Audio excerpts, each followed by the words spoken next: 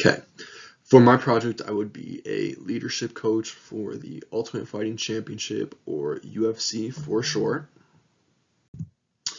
Some background about the UFC: it was established in 1993. It is a mixed martial arts fighting organization, and as of 2011, it became the biggest mixed martial arts fighting organization in the world. Today, it is a multi-billion-dollar organization and enterprise, and it is led by its president, Dana White, who is pictured there in the bottom right corner. The controversy regarding the UFC and Dana White stems around fighter pay. Many fans and fighters both have made it public and agree that fighters are severely underpaid compared to how much UFC brings in per event and in a year in general. Some other controversy stemming from the UFC deals with the sponsorships that fighters have. Clothing wise, the UFC is a partner with a clothing brand called Venom. With this partnership, fighters receive a stipend or payment for wearing the UFC sponsored attire for fights, and that's how it's been for a couple years now.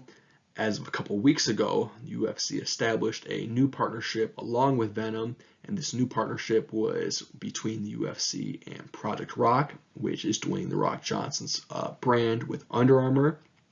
And this new contract would have Project Rock footwear being a sponsor for fighters and entail all fighters having to wear Project Rock footwear for events. But compared to the Venom deal, fighters would receive no pay at all for the sponsorship, and this has kind of left a sour taste in many fighters and fans' mouths. Coaching wise, some leaderships, theories, and concepts I would use would be one being the hero's journey model. Those that have followed the UFC have watched it grown into or blossom into the multi-billion-dollar enterprise that it is today. And although this is the hero's journey, a lot of people view Dana White as the villain instead because he just doesn't want to raise the wages for fighters. Anytime he's been asked about raising the wages, he shoots the idea down or basically tells them it's his organization, he's going to run it how he wants to. So hopefully, using the hero's journey model, we can look back at the rich history of the UFC and look towards the future and visualize a future where increased fighter pay could mean even greater heights for the UFC as an organization. I'd also like to evaluate the idea of fear and kind of pick his mind and figure out what are his fears regarding raising fighters' pay.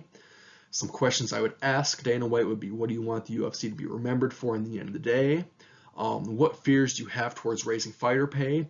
And do we need to change this situation? How are we going to respond to the complaints of fighters and fans? Some of the SMART goals I would set are there any barriers that are preventative from reaching this goal?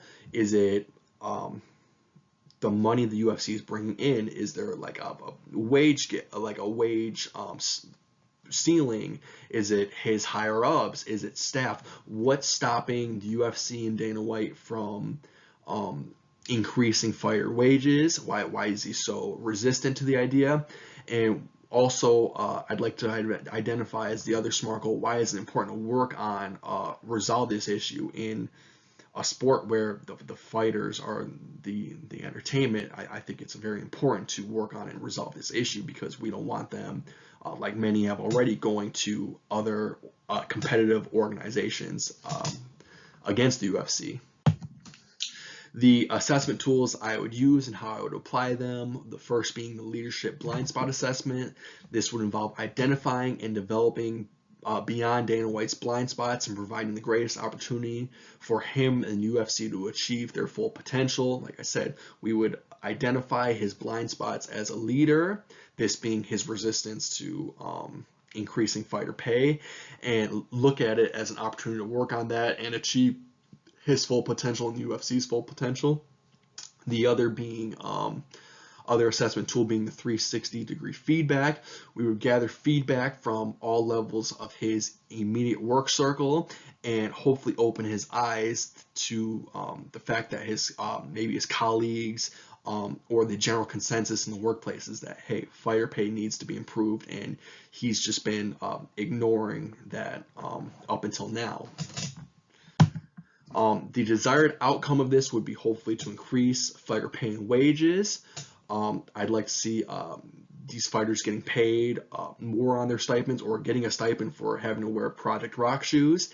And I'd like to see a pay situation where the fighters are happy, but also Dana White is happy, and he just doesn't feel like he's lost track of his organization and what it's built up to be to this day.